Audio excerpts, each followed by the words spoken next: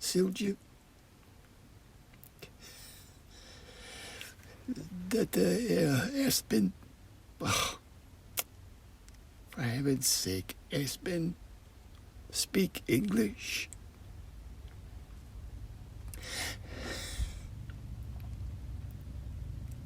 I think you are there. And I think you have been waiting. I still see you sometimes running to the dairy to fish fresh cream for our morning coffee. I know I see you at night when I close my eyes. Sometimes I feel your hand on my forehead, waking me softly during my nightmares like you used to do. You never asked me to tell you about my nightmares. Why is that? After all these years of you being gone, I'm starting to realize you might have known, but I'm not sure. That's why I'm talking to you now.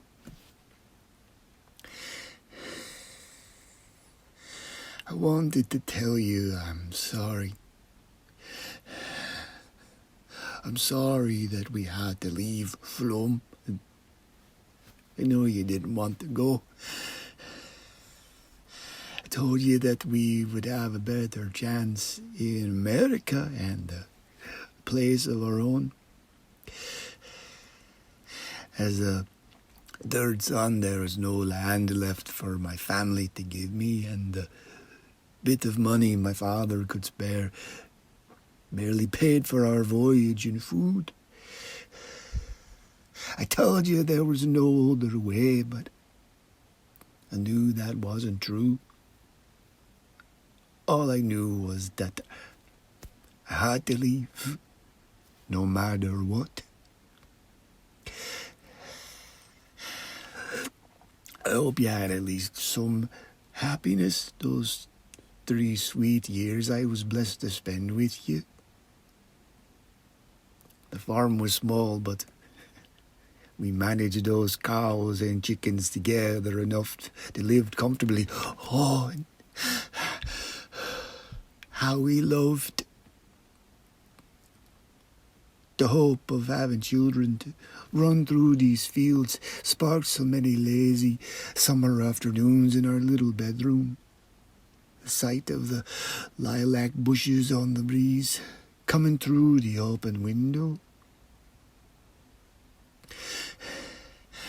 You were so beautiful, Sylvia.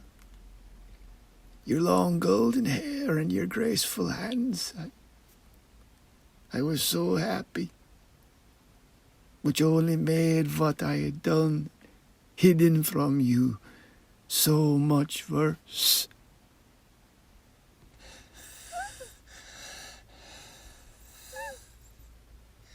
You remember that summer we were to marry? I had to spend it alone at the summer farm up the mountain, tending the goats for several weeks before my brothers could come and spell me.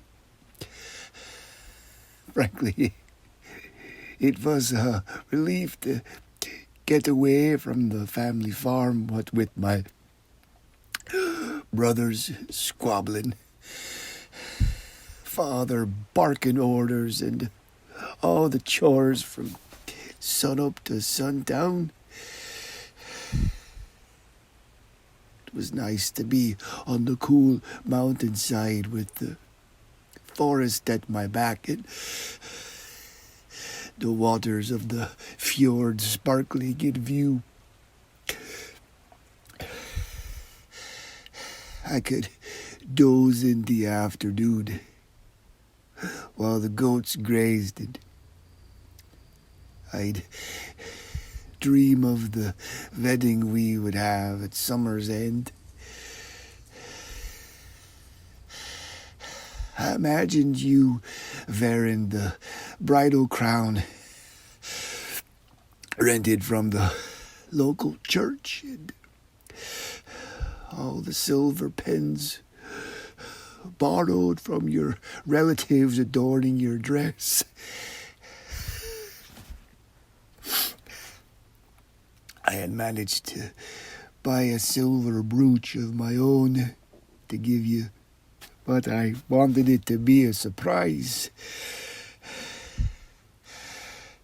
I carried it in my pocket next to my heart, checking several times a day to make sure it was still there.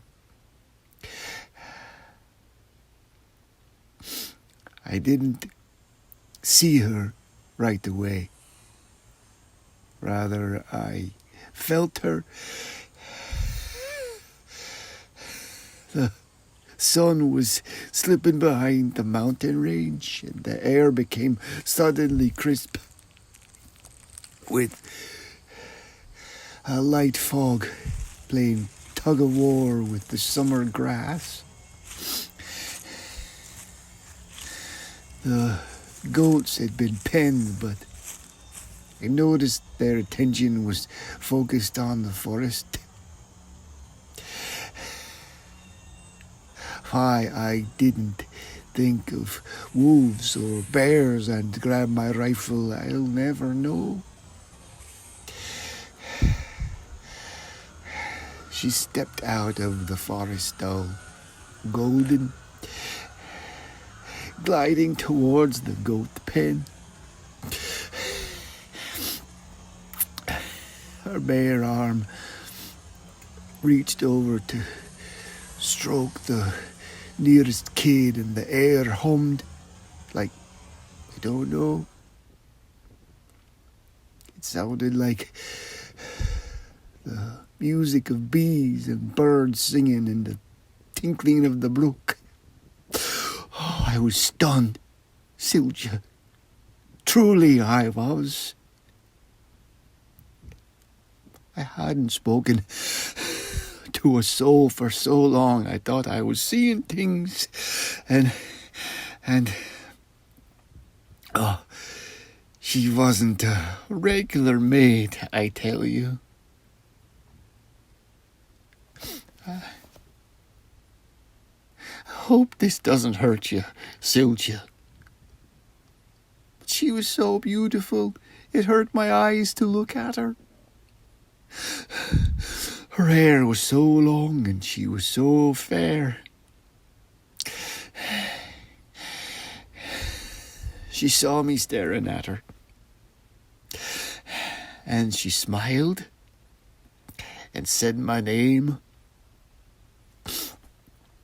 Wait, I can't remember her moving her lips. Did they move? But I could hear her in my mind. I couldn't make sense of it. All I know is I couldn't move. She walked towards me, and I realized her golden hair was covering her exquisite nakedness. She reached out to touch my face, and like a pebble dropped in a pool, the warmth of her body so close to mine spread through me.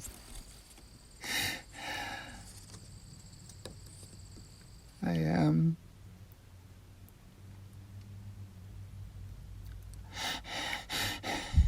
am so ashamed, Sylvia. So ashamed I didn't stay chaste for you. She came to me that whole time, every night. Every day I vowed her next visit would be the last, and every evening I ran into her arms. Did we talk?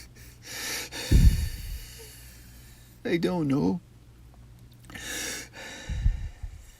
And I can't remember, but somehow I knew that a wedding was being planned, and all her kin were due to arrive at the end of the week. Wedding? I said. But I am already betrothed to another.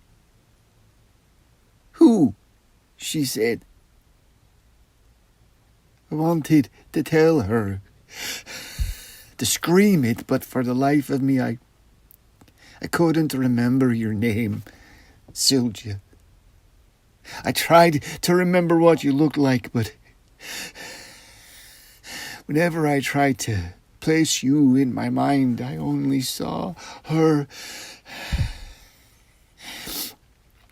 It was as if every time I tried to frame a thought, that music would start.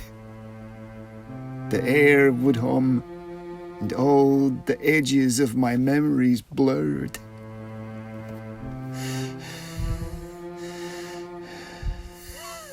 The days started to blur too. The longer her visits, the weaker I became. I forgot to eat, tend the goats, but somehow they were cared for.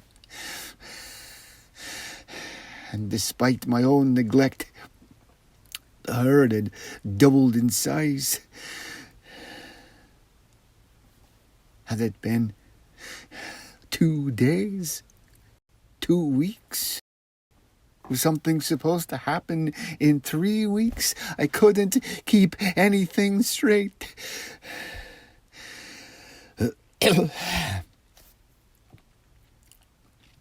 I could barely dress myself every day. Until one morning I felt something in my pocket.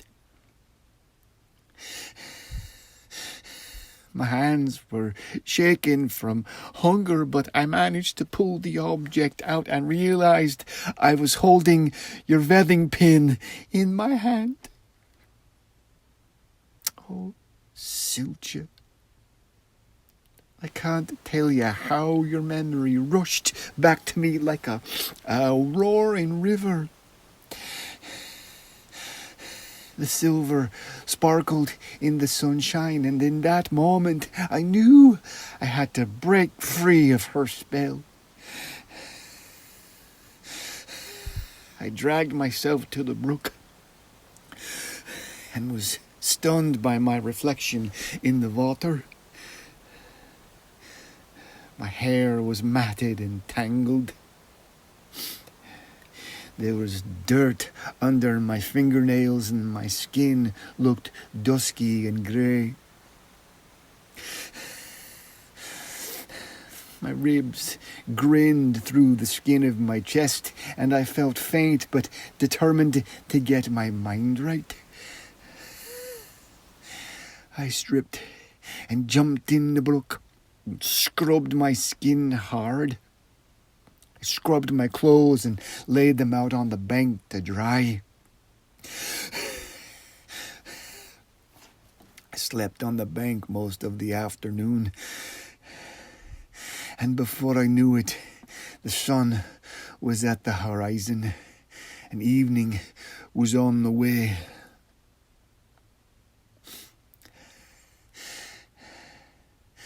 Just as I made it back to the cabin, the goats were already looking towards the forest. The air was changing, and she glided out from the tree line, soft and glimmering. I steeled myself, bracing my hands against the door frame of the cabin.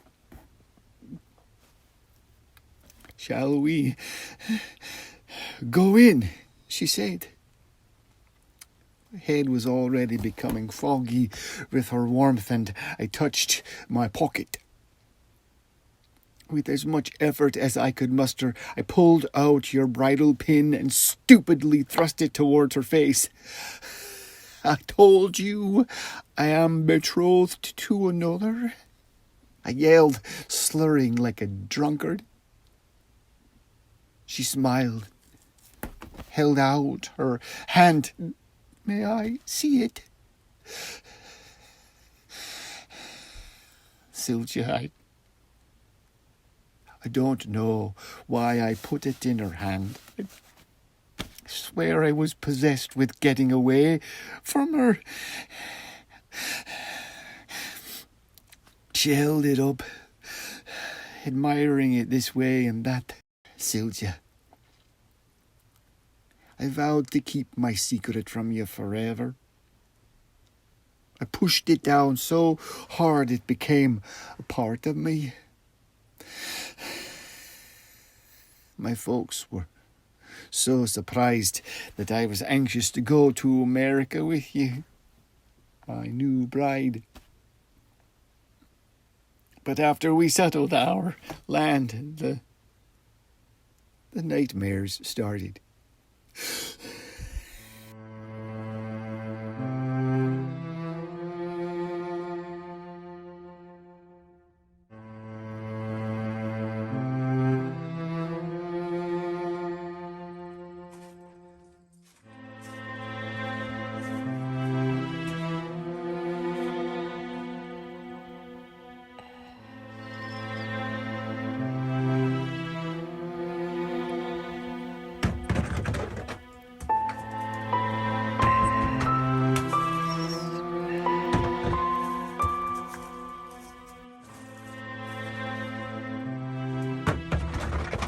I can't tell you how much I wanted to get away from that place and never go back.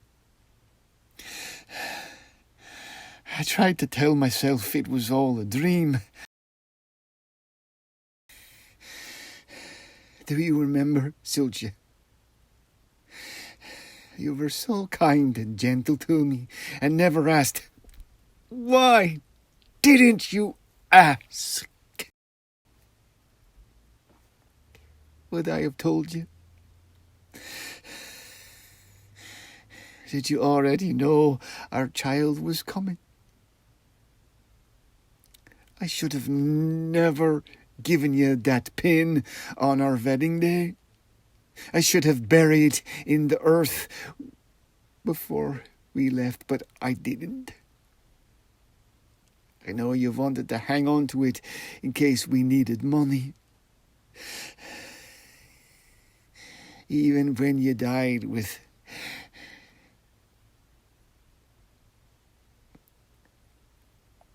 our little Hilda inside you. My grief still didn't force me to look at the truth. Sylvia, I want you to know I love you. Always will love you. And I'm so very sorry. I'm sorry for what I did. And so sorry we didn't get to live the life we should have.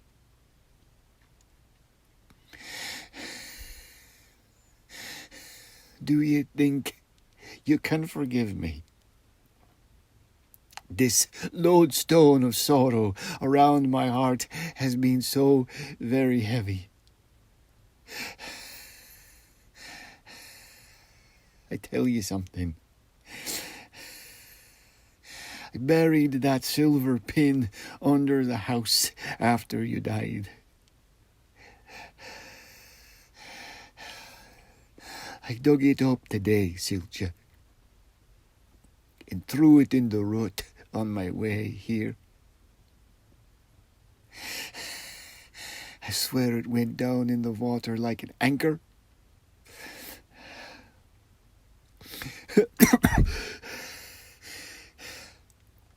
I'm hoping I don't have nightmares tonight. And for once, just once, feel your soft hand on my forehead again, telling me everything is all right.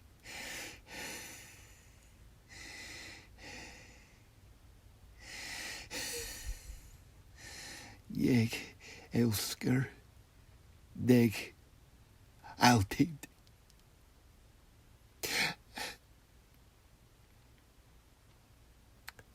I love you always.